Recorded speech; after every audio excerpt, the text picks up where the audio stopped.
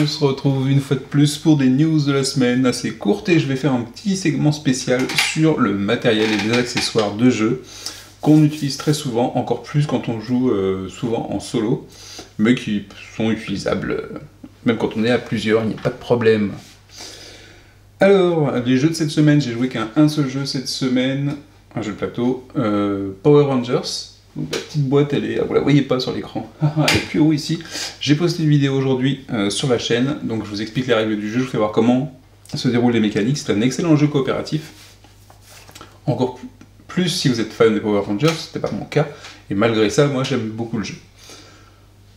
Ensuite, les news de la semaine, j'ai rien collecté du tout comme news, donc vous en avez peut-être plus que moi. Réception achat de la semaine, j'ai reçu une extension justement des Power Rangers, qui étaient les Psycho Rangers, donc en fait on se retrouve avec un nouveau mode de jeu, avec des nouveaux ennemis, des nouveaux boss, différentes façons de les aborder. Donc pour ceux qui avaient déjà le jeu de base Power Rangers, c'est une extension très sympathique, avec en plus un peu plus de matériel, il y a notamment une boîte pour ranger toutes les cartes, également avec des intercalaires, également, qu'est-ce qu'il y avait d'autre? Il y avait aussi des plateaux de jeu, pour pouvoir poser les cartes pendant le combat. Actualité KS, Darkest Dungeon, le KS explose tout, je crois qu'on est à plus de 2 millions, alors j'ai regardé comment ça se déroulait, ça a l'air pas si simple que ça, et en fait le seul point qui m'inquiète sur le jeu, c'est le côté sombre du plateau et des tuiles, tout est très noir, avec des petits flashs rouges et jaunes qui sont sur les cartes, mais j'ai peur que ce soit un tout petit peu sombre pour mon goût. Donc je réfléchis encore à savoir si je garde ce KS ou pas. Je ne sais pas. Freedom 5 à voir. J'ai vu une démo de jeu, mais j'ai pas été emballé plus que ça. Voilà. C'est donc un jeu dans l'univers de Sentinels of the Multiverse. Dire Horror Alliance. Donc thème horreur, les frères Sadler. Là, une nouvelle gamme de figurines aussi. Ils ont sorti déjà une gamme de figurines pour de thème fantasy, qui était sans lien avec un jeu. Il y avait quand même une petite extension pour le jeu Alter Quest qui va bientôt débarquer chez nous, en livraison je veux dire. J'ai pas été attiré par le matériel du jeu, ni par en imposant une carte avec différentes zones. Ça me fait beaucoup penser à Touch of Evil ou, comment ça s'appelait l'autre de Victory Point Game, Darkest Night. Alors, je pense que la mécanique n'est pas du tout la même, mais au niveau du thème du jeu, je sais pas, j'ai pas approfondi les recherches pour l'instant, donc je l'ai pas pledgé encore. Ça m'arrive parfois de ne pas pledger des KS, même quand ils sont de personnes connues. Core Space Firstborn, donc Core Space, dont je n'ai pas fait encore de vidéo sur ma chaîne, mais ça ne saurait tarder. Donc Core Space, pour rappel, c'est un jeu de figurines, mais orienté quand même, jeu d'équipe, jouable quand même en coop, jouable en compétitif, où en fait on a un équipage, et on va essayer de récupérer du loot sur des stations ou dans des endroits, avec des NPC souvent qui vont nous mettre des bâtons dans les roues, notamment la Purge, qui est une sorte de faction robot, et qui veut éliminer toute trace de vie. Il y a pas mal d'extensions avec différentes factions qui existent, différents types d'équipages aussi. Donc ils sortent un nouveau KS, avec un nouveau thème, je pense que je vais craquer. Alors pourquoi? Parce que celui-là, d'emblée, il est prévu avec un mode aventure pour un équipage, donc jouable en solo ou coop, et toujours avec un décor qui sera différent du thème cyberpunk du premier, Core Space, donc avec un thème un peu plus alien, comme si on était dans une fourmilière, dans un nid dans Starship Trooper par exemple.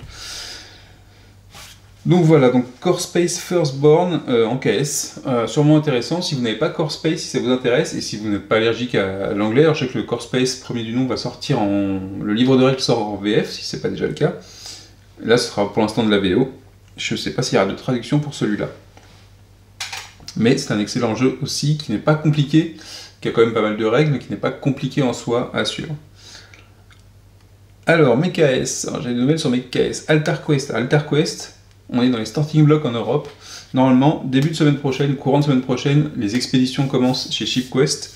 Je vais vous mettre un lien dans la vidéo, qui est le lien de ShipQuest. Il y a pas mal de sites qui font ça maintenant pour les expéditions, où ils vous indiquent quelles sont les caisses qui sont en train de préparer, quelles sont les caisses qui sont en train de partir, quels sont ceux qui vont arriver après. Donc si vous êtes un petit peu impatient, comme beaucoup de backers de KS, comme moi, comme plein d'autres, selon les KS évidemment, eh bien c'est super intéressant de savoir si pour tel KS en Europe, ça va commencer à partir. D'ailleurs, donc en regardant sur ShipQuest, il y avait Heroes of Tenefir, donc qui est un jeu de cartes d'aventure, qui est en préparation pour l'expédition. Alors, moi j'ai fait une grosse boulette sur un KS dont je vous ai déjà parlé, qui est Village of Legends, The Reaper's End. J'attendais, je vois tout le monde qui commence à le recevoir, je dis j'ai pas de notification. Et là, dernière actu, ça annonce à 100% des expéditions ont été faites et moi je l'avais pas. Et du coup je me dis, je vais l'envoyer un mail, j'ai pas reçu, j'ai quand même vérifié que j'ai bien tout fait. Et en fait ce qui s'est passé, c'est qu'ils ont envoyé un premier mail après le KS pour poser des questions. Et moi je pensais que c'était, je complète mon pledge. Et vu qu'on a, je sais pas à quel moment ça s'est passé, mais j'ai pas fait gaffe que j'ai pas payé de frais de port ou quoi que ce soit. Et en fait, et puis c'était pas un truc habituel de KS, et en fait il fallait passer par leur site pour compléter la commande, valider la commande comme si on avait commandé sur leur site, et à ce moment-là, on payait les frais de port, et à ce moment-là, le truc était complété. Moi, je l'ai pas fait. Donc j'ai réussi à le faire hier en urgence, en demandant au mec si c'était possible, il n'y avait pas de souci. Donc je le recevrai peut-être d'ici 2-3 semaines. Ou la semaine prochaine, si ça va vite. Dice Throne Adventure et le reprint de la saison 1. Donc Dice Throne, ça fait un moment qu'il est sorti, le KS. Donc ils ont fait un reprint, ils ont fait un mode aventure. Et il part prendre le bateau bientôt. Donc l'arrivée est prévue dans les hubs le 5 décembre et une livraison pour la fin de l'année. Alors avec ce qui se passe en ce moment, et j'espère que vous allez bien chez vous, on verra bien si ça arrive. C'est pas grave si ça a du retard un petit peu, il y a beaucoup de jeux qui arrivent, il y a beaucoup de choses qui se passent en fin d'année, que ce soit en jeu plateau, en console ou autre. Donc il faut savoir patienter un petit peu et savoir que c'est pas toujours facile pour tout le monde en cette fin d'année. Les retardataires, je ferai un récap la semaine prochaine, je pense. Dans le tas, il y a Oko Chronicle, je pense, mais ils ont annoncé que ça suivait son cours, donc je reviens pas dessus. Celui qui est peut-être plus... Je dis que j'en parle pas et j'en parle quand même. Bon. Celui qui est le plus en retard et qui manque de communication, c'est Carnival Zombie. Il y a très peu d'informations dessus, très peu de com, ils sont très en retard sur leurs produits. Je pense que ça sortira, mais j'espère qu'il n'y aura pas de gros soucis avec ce jeu, qui est un jeu génial. Si vous récupérez une V1, ce jeu est vraiment très bien. Donc, les nouveaux cases que j'ai pledgés pour l'instant, je me tâte soit pour annuler Darkest Dungeon ou pour vérifier d'autres choses. Je voudrais voir aussi le nouveau jeu d'horreur des frères Salder, il faut que je regarde plus de vidéos. Et Core Space Firstborn, je pense que je vais le pledger de toute façon. Parce que c'est un concept super, vous avez une boîte avec tout le décor, donc vous avez un gros plateau de jeu, un tapis de jeu. Alors il faut que je regarde si dans le KS ils l'ont mis, mais dans le dernier Core Space que j'ai pris en retail, il y avait un tapis de jeu sur lequel vous posez votre décor, donc en carton, mais carton assez épais, vous le montez, vous avez un décor entier, ça c'est génial, il y a une immersion quand vous avez ce décor devant vous qui est vraiment génial. Les figurines sont top. Alors il paraît que les figurines des dernières extensions sont moins bien parce que c'est de la figurine à assembler. Donc c'est moins pratique, les premières étaient super bien et en monobloc, et elles étaient super bien les figurines. Donc je sais pas pourquoi ils ont changé. Et je ne sais pas si sur celui-là ce sera de la figurine mono ou il sera monté aussi. Donc voilà, c'est tout pour les news de la semaine. Et vu que c'était rapide, je me suis dit je vais faire un petit segment. Je voulais faire une vidéo séparée au départ, et finalement je vais l'incorporer dans ce petit point news, qui est un petit point sur les accessoires que j'utilise moi en jeu. Alors pourquoi les accessoires et pourquoi est-ce que c'est utile ou pas, c'est que ça rend le jeu, souvent les jeux, surtout quand on joue en solo et qu'on gère plus qu'un personnage, par exemple dans un jeu d'aventure, ça permet de positionner les éléments du jeu à portée directement, et quand on fait des vidéos c'est aussi super important, mais même dans le jeu c'est réellement important et c'est un réel confort, et ça permet d'avoir tout sous la main rapidement, de ne pas chercher, de ne pas ouvrir des sacs plastiques aussi quand on ouvre une boîte, parce que les sachets plastiques c'est super bien, mais si vous en avez 30 ou 20 avec parfois 2-3 tokens dedans parce que vous avez séparé par genre, c'est pas utile. Donc les accessoires, ça vous permet aussi de vous organiser mieux, c'est-à-dire savoir quand on a fait un setup et quand on range et quand on le remet, ce qui est important de rassembler et ce qui est important de laisser par exemple bien séparé. Parce que parfois il y a des tokens qu'on va sortir entièrement, tous les jetons on va tous les sortir, donc on peut les mettre tous dans le même sac. De toute façon, si le tri n'est pas important à faire, il n'est pas difficile, autant les mettre ensemble, ça ira plus vite. Ça sert à rien de les mettre dans des petites boîtes où on va se faire mal pour les récupérer. Donc Je vais ranger ça. Les accessoires que j'utilise, je vais commencer par les accessoires que j'utilise pour les cartes.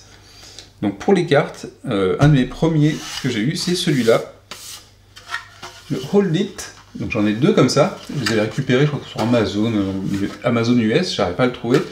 Et ça, c'était un truc qui est vraiment génial pour tous les jeux du style de Flying Frog par exemple, Shadows of Brimstone, Touch of Evil, tous leurs jeux, avec des cartes, alors je sais pas si les cartes slivées tiennent dedans, mais du moins vous avez pas mal de rangements, ils sont assez épais donc on peut mettre pas mal de cartes, et pour les jeux comme Fortune and Glory et autres, c'est super important, mais j'en ai quand même besoin de deux, parce que c'est des jeux qui ont beaucoup de decks de cartes, et c'est très solide, c'est en plastique mais bien épais, et vous avez même une possibilité, ici vous avez une partie plus grande, pour mettre des cartes un peu plus grandes, ou des cartes plus larges, comme des fiches de personnages, ou des fiches d'aide, peu importe.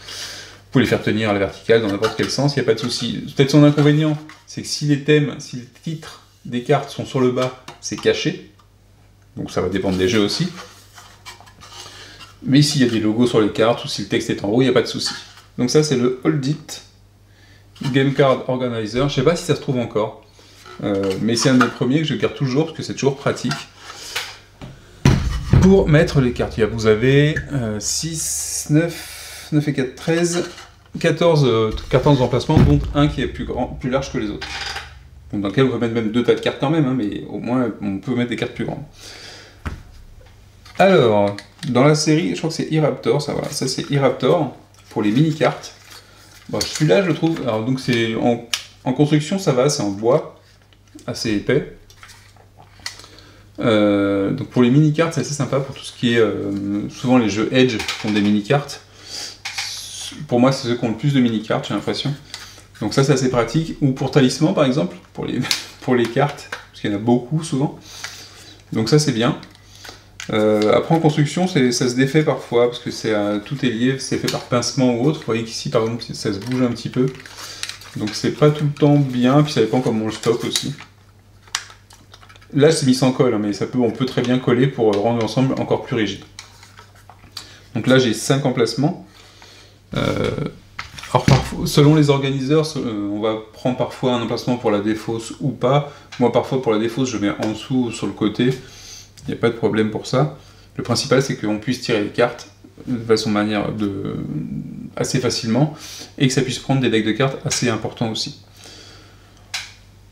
Alors, je vais avoir deux modèles aussi pour les cartes qui sont un peu concurrents. Ici, c'est un Broken Token, donc ils sont assez connus pour leurs inserts pour les jeux. Moi, j'en ai pas de chez eux, des Broken Tokens, je les trouve un peu chers. Donc ça, ici, c'est pour tenir des cartes. Ils ont fait un modèle où on peut assembler même deux plateaux directement. Je vais vous montrer.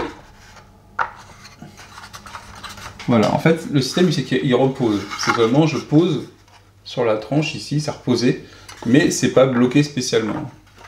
Je peux l'appuyer, mais c'est pas bloqué du tout. Donc ça va mettre par contre des cartes assez larges ou des cartes slivées, il me semble. Et vous avez une hauteur assez importante pour des gros decks. C'est pas mal, mais je trouve que le bois est assez fin et pas terrible. C'est pas un truc que je préfère, je sais pas pourquoi. Je le trouve un petit peu léger. Et surtout quand on le met l'un sur l'autre, c'est pas pratique du tout. Vaut mieux les avoir. Celui-là, j'utilise quand j'ai qu'un seul niveau, quand j'ai besoin que d'un seul niveau. Je le mets comme ça. Au pire, j'en mets deux sur ma table, de chaque côté. Et c'est bien comme ça. Donc ça, c'est un Broken Token. Au niveau du prix, je ne sais plus combien il coûte, hein, parce que ça fait un moment que je les ai pris. Mais mon champion pour ça, c'est que ça reste quand même le Do It Yourself. Donc le DIY de chez E-Raptor. Et je vais vous faire voir pourquoi, s'il arrive à le remettre bien. Hop.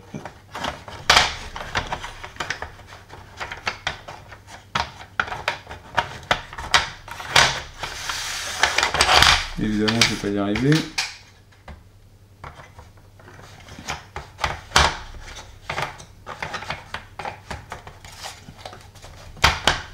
Voilà.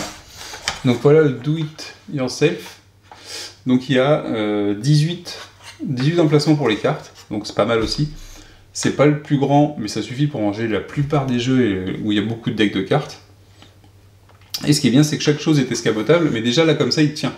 Et il est bien en bloc, il est bien, ça s'insère par le bois ici, vous avez des encoches, et ça reste bien en place, contrairement au Broken Token par exemple.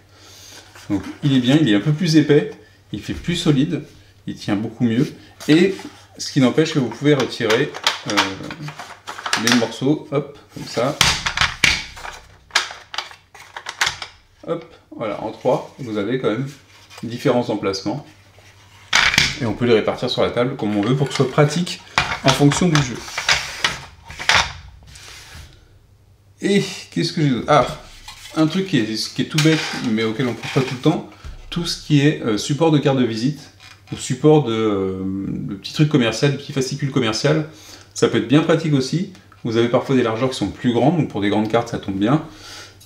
Après, ici c'est transparent, donc si le texte est en bas du dos de la carte, c'est pratique aussi. C'est limité parce que parfois les cartes de devant vont gêner celles de derrière, on va moins les voir, mais ça peut être très utile. Il existe aussi des versions uniques avec un seul slot qui peuvent être très bien pour répartir sur un plan de jeu. Par exemple, s'il y a un endroit pour rendre les choses un peu thématiques, pour mettre certaines cartes à un certain endroit sur un plateau de jeu, ça peut être super avec un seul slot. Moi j'en ai pas encore, j'envisage d'en prendre quelques-uns parce que pour certains jeux ça peut être très pratique de répartir les cartes et de ne pas toutes les avoir au même endroit. Vous pourrez aller voir la chaîne de Moriarty qui utilise souvent des accessoires justement. Ensuite, pour les cartes toujours, j'ai les Uber Stacks, c'est Uber Stacks, qui sont ces genres de trucs. Donc ça, là c'est pas pour les ranger, mais c'est pour mettre un support de cartes pour les placer sur le tapis de jeu. Donc c'est pratique parce que vous pouvez les assembler, donc il y a différentes couleurs, il y a du rouge, du noir, il y a différentes couleurs. Hein. Voilà, je les assemble, et ici vous avez le reposoir pour les cartes. Donc si j'ai envie de les placer et de le bloquer, hop, j'en place un derrière et ça me servira de support. Et vous voyez un beau support de cartes que vous pouvez étendre. Ça m'a servi par exemple pour Marvel, comment il s'appelle, Marvel United, pour la ligne de temps avec toutes les actions. Donc je le fais pas à l'infini, au bout d'un moment je rassemble les cartes, mais ça vous permet de les avoir droite devant vous et de voir la ligne continue des différentes actions. Ça sert pour pas mal de choses. Quand on joue en solo, ça peut être bien pour avoir les cartes redressées plutôt que couchées. Ça évite aussi les reflets de la lumière si elle vient en haut, quand on a des cartes slivées. Enfin voilà, ça sert pour pas mal de choses, et c'est assez modulable. Moi j'avais pris deux lots, et c'était assez cool. Par contre, il peut arriver qu'en les retirant, les petites pattes arrière se cassent dans les petits trous. Et du coup, bon après ça n'empêche pas de le réutiliser quand même, mais voilà, ça peut arriver. Donc ça c'est Uber Stacks. Autre chose qui peut être sympa, j'ai récupéré avant une époque où j'avais des tablettes, j'en ai plus qu'une maintenant, je l'utilise plus trop, j'ai un support de tablette ici, et ça vous pouvez très bien le mettre pour des livres de règles aussi, ou pour des fiches de rappel, ou des grandes feuilles où il y a toutes les règles, ou tous les icônes de rappel, donc les aides de jeu, avec des supports comme ça, ou en les fabriquant vous-même, vous pouvez très bien l'enficher, il y a l'emplacement ici, pour la feuille ou le carton, et l'emplacement ici pour mettre le dos. Donc ça peut être très pratique aussi. Donc ça c'est la récup d'utilisation, mais c'est toujours bien. Ensuite, vous avez les inserts pour mettre les cartes, pour les ranger ou pour les utiliser dans le jeu, qui sont directement faits dans le jeu. Ici vous avez celui de Sword and Sorcery. Alors je n'ai plus le jeu, mais j'ai gardé le distributeur de cartes, c'est quand même bien sympa. Alors ça c'est pour les petites cartes, hein. Ça marche pas avec les grandes cartes, c'est que pour les petites, mais ce qui est bien c'est qu'il a un côté thématique dans un jeu de médiéval fantastique, c'est assez sympa d'avoir ce côté bois. Et alors ceux que j'ai pas trop aimé, c'était les modèles plastiques de E-Raptor justement. Donc E-Raptor, je trouve que leurs modèles sont plutôt bien et bon marché par rapport à Broken Token. Mais ça les modèles plastiques j'ai pas trop aimé, déjà ils étaient pas super solides, ils prennent la poussière et je préfère le bois. Voilà. Même en termes de toucher, de matière et pour le jeu, je préfère le bois que ces versions plastiques pour les petites cartes. D'ailleurs, je les utilise pas très souvent ceux-là. Avant de passer aux accessoires pour les jetons et différents petits matériels, pour les dungeon crawlers ou tous les jeux avec des tuiles, selon votre table, parfois vous allez avoir des éléments de décor qui vont glisser dessus. Donc parfois on peut mettre un tapis de jeu, Mais parfois, mais le tapis de jeu glisse encore, avec certaines tuiles ça peut glisser encore. Dans les dungeon crawlers notamment, tout ce qui est associé, si les tuiles se tiennent pas bien entre elles, ou si elles se tiennent entre elles mais on veut les déplacer, souvent c'est un peu le bazar. Et bien vous pouvez aller en supermarché, dans un Leclerc ou n'importe quel autre truc, et vous avez des petits trucs comme ça qui sont antidérapants, qui sont souvent pour les éviers ou pour la vaisselle ou pour des plats, et ça agrippe super bien la table, ce qui fait que dessus, les tuiles c'est pareil, ça glisse pas du tout dessus. Et vous pouvez déplacer votre ensemble de tuiles en faisant glisser cette matière-là par contre, et tout le reste va suivre tranquillement. Donc ça c'est pas mal. Parfois j'utilise pour les dungeon crawlers ou des jeux qui ont des tuiles, à condition que ce soit pas trop grand, mais très pratique. Vous avez différents styles, hein. Celui-là il est assez épais, il y en a qui sont plus fins mais qui accrochent moins, donc faut trouver celui qui va bien pour votre table. Ça fait un peu le principe des bubblegum qu'on mettait sous les nappes. Les accessoires de jeu autres que les rangements de cartes. Vous avez ce petit instrument qui est un... Alors, par contre vous n'allez peut-être pas le voir. Qui est quelque chose pour les lignes de vue. Alors, je sais pas si vous allez le voir, là il marche plus trop en plus. Ah si, c'est... Est-ce que vous le voyez? Je sais pas si votre... Enfin en tout cas ça vous trace une ligne de vue. Et sur tous les jeux comme Core Space par exemple, bah, ça vous permet de savoir exactement la ligne de vue à partir de tel endroit, ce qu'elle traverse, parce que vous avez une ligne rouge avec la lumière qui va vous indiquer par où ça passe. Donc là on se pose plus de questions, on regarde plus si on ne prend pas une règle où c'est à peu près, c'est immédiat, on appuie, on voit tout de suite le tracé. C'est très bien, ça c'est chez Army Painter. Ils ont deux versions, faut faire attention, il y en a une qui est un pointeur seulement et ça c'est le trait. C'est le trait qu'il faut utiliser pour les lignes de vue. Donc plus vous reculez, plus la ligne de vue s'étend. C'est vraiment très pratique. Alors, pour les rangements. Pour les rangements de pions, on utilise souvent, je vois souvent dans les, même chez les Américains, souvent, ils vont dans les rayons bricolage et ils prennent ce genre de boîte, hein, tout ce genre de boîte pour ranger des pions dedans.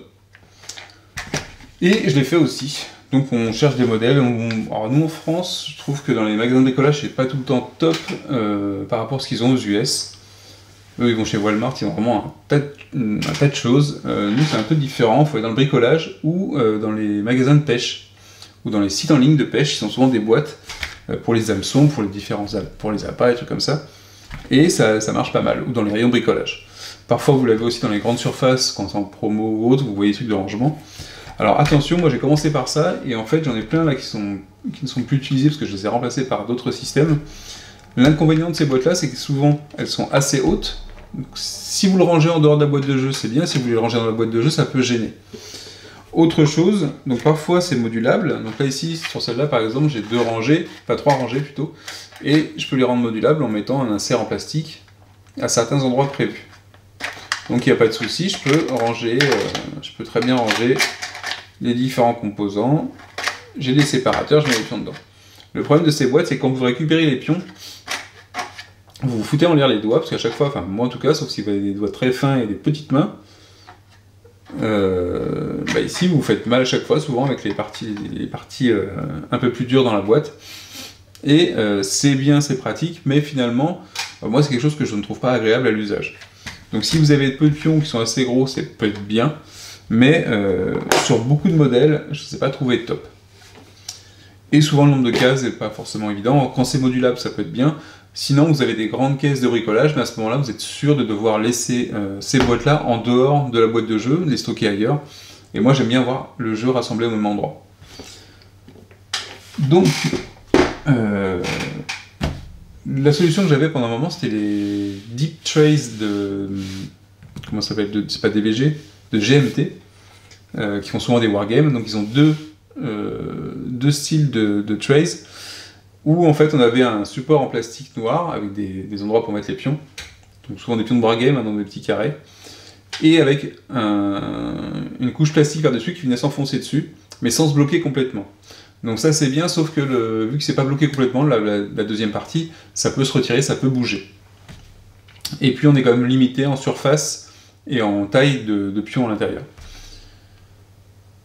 Donc j'ai utilisé ça un petit peu, et en fait, j'ai un moment, quand j'ai pledgé un case qui s'appelle School Tales, Et dedans, enfin dans le KS, il proposait des choses pour ranger le jeu, justement pour ranger les pions du jeu, et qu'ils appelaient, je ne sais plus comment ils s'appellent, enfin des trays, des game trays aussi. Et c'est ce genre de choses. Donc vous avez qui viennent par grands carrés comme ça. Vous voyez que vous avez, c'est assez profond mais pas trop dans une boîte de jeu. Vous avez différents formats et il y a quand même pas mal. Et vous avez le dessus ici qui vient.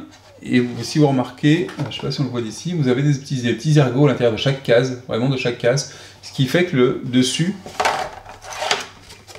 se clipse complètement. Vous entendez le bruit des clips. Ce qui fait que là, cette fois-ci, la boîte, si je peux avoir les pions dedans, ils sont tous bloqués chacun dans leur compartiment et ça bouge pas.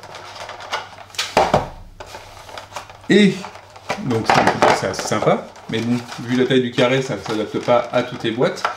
Le truc cool, c'est que vous pouvez découper, parce que chaque zone a ses propres ergots. Ça veut dire que si je découpe celui-là comme ça, et dans le même sens que le support noir, je vais pouvoir avoir un petit support qui sera plus petit que l'original. Je peux faire des découpes, et ça se clipsera toujours dedans. Donc l'intérêt de ça, c'est que ça permet d'avoir, comme j'ai ici, que je garde à disposition pour mettre des jeux, pour installer un jeu, j'en ai deux différents ici. Je peux les fermer aussi, et puis je peux m'en servir pour n'importe quel jeu, pour mettre des pions dedans, pour faire un setup. Donc vous voyez que c'est... Alors parfois il faut faire attention à la découpe, c'est du plastique léger, il faut faire attention, il faut y aller tranquillement. Parfois ça marche plutôt pas mal, mais même si vous passez à côté, hein, ici j'ai une découpe qui est pas terrible, parce que parfois on est un peu pressé aussi, mais ça tient. Vous voyez que le truc se clipse quand même. Donc ça c'est vraiment, pour moi pour l'instant c'est le meilleur que j'ai trouvé pour ranger n'importe quel type de jeu. Ça s'adapte à un maximum de jeux, parce qu'une fois dans une boîte, si la boîte est plus petite, bah, je les découpe et je les superpose et ainsi de suite. Et voilà, et c'est pas super épais. Je trouve que c'est vraiment un bon compromis par rapport à tout ce qui existe. Et moi je les ai commandés en masse chez eux. Les frais de port sont pas trop chers si on les prend en quantité suffisante. Je trouve que c'est assez raisonnable. Et c'est chez Eclipse Editorial, c'est une boîte en Espagne. Mais, et la dernière chose qu'on achète souvent, ces petites boîtes sont disposées chez Philibert, je crois. Donc souvent on les prend pour compléter les frais de port, mais ça permet de ranger des pions, soit plusieurs pour le ranger dans la boîte et puis on les ressort, on a deux emplacements pour ranger du coup, soit pour stocker un seul type de pion et on met dans la boîte. Ça peut être, c'est vraiment très pratique. Hein. Ça s'adapte pas à tous les pions, à tous les rangements, mais c'est vraiment très pratique. Je sais plus si ça s'appelle les Zenbins ou un truc comme ça, ou les Geekbox. Geekbox chez Philibert. Les Zenbins, c'est sur Miniature Market. Mais en termes de rangement, on peut aussi faire de la récup. Et je vous engage à faire de la récup dans tous les inserts. Parfois on a des inserts en plastique qui nous servent que pour la réception du jeu et ensuite on les dégage parce qu'il n'y a pas assez de place dans les boîtes, notamment si je veux mettre mes propres boîtes, ou s'il y a plein de cartes et qu'au final il y a plein de figurines, on ne peut pas ranger correctement la boîte. Et donc, voilà, on a des inserts comme ça qui ne nous servent pas une fois qu'on a le jeu. Ou une extension par exemple. Bah, vous pouvez éventuellement les garder en fonction du style, si c'est assez résistant ou autre, parce que ça vous permet quand même de mettre des decks de cartes, de mettre des pions aussi, ils restent séparés, et de l'avoir un endroit sur la table disponible pour tout le monde. Donc pensez, plutôt que de jeter les inserts en plastique, voir si vous ne pouvez pas les réutiliser pour des rangements, pour d'autres boîtes, ça peut arriver aussi. Celle-là, je l'avais mis dans Power Rangers avant d'avoir le dernier KS, où je pouvais ranger toutes mes cartes dans une boîte en carton, mais dedans je mettais toutes les cartes, les fiches de personnages et ainsi de suite. Donc vous voyez que c'est assez pratique quand même, en termes de récup. Des boîtes classiques où vous avez eu soit des téléphones, soit d'autres choses, pour lancer les dés par exemple, ou pour placer des tokens aussi. Quand on a des tokens comme dans Fallout, où ils doivent être des tokens cachés, et on doit les prendre au hasard, ça peut être pratique pour les disposer dedans. Ici, la récup que j'ai fait, c'était sur Thunderstone Quest, un truc de rangement, pour mettre des pions, pareil, ici, ou des accessoires qu'on met sur chaque côté du jeu. Ça fait d'autres récupérations. Et enfin, alors ça doit être des desserts sûrement très sucrés, mais qui sont bien, ils sont super rigides. Pour mettre des tokens, c'est vraiment très pratique, c'est la bonne taille. Si vous avez un tas de tokens assez important, ou des cubes en bois, ça marche aussi. Donc tout ce qui est truc de dessert, et différents formats. Ça marche très bien, faut pas que ce soit trop fin, sinon c'est pas pratique, ça se casse facilement. Là j'ai 2 lots, j'ai des 6, ça suffit largement pour n'importe quelle partie de jeu. Et enfin, la Rolls sur le matériel, c'est, si vous n'avez pas fait de récup, c'est les pistes 2D. Jusque là j'utilisais la piste 2D de comment ça s'appelle, Shift Story Games, parce que j'aime bien le style qu'elle avait, c'était une façon imitation cuir, mais elle avait des petits inconvénients dans les coins, les dés pouvaient se bloquer. Et celle-là, celle que j'utilise depuis un moment maintenant, c'est celle de l'ordre de VIL, qui est bien en hexagone, et qui fonctionne très bien pour n'importe quel type de dés, même les gros dés, ça passe dedans. Il n'y a pas de résultat cassé, elle est vraiment super bien. Donc ça c'était le point de news, c'était le petit aparté sur les accessoires que moi j'utilise. Encore une chose, la semaine dernière j'ai découvert que le Culte du Dé m'a fait donc une chaîne spécialisée sur les figurines. M'a fait un petit coucou et a parlé de ma chaîne sur la sienne en parlant de références sur le jeu plateau. Alors j'ai pas cette prétention mais c'est très sympa. J'ai eu beaucoup d'abonnés en plus et beaucoup de visiteurs en plus sur la dernière vidéo de news. Donc je remercie le Culte du Dé, c'était vraiment sympa. Et je vous invite, si vous ne connaissez pas sa chaîne, le Culte du Dé, déjà il fait des vidéos régulièrement. Et ça c'est pas facile. Ça parle énormément de figurines. Si vous voulez découvrir plein de choses sans vous embêter toute la semaine, il vous récupère plein d'informations. Donc allez sur sa chaîne, c'est très clair, c'est très sympa, c'est très paisible, j'aime beaucoup. Le Culte du Dé, n'oubliez pas. Ciao!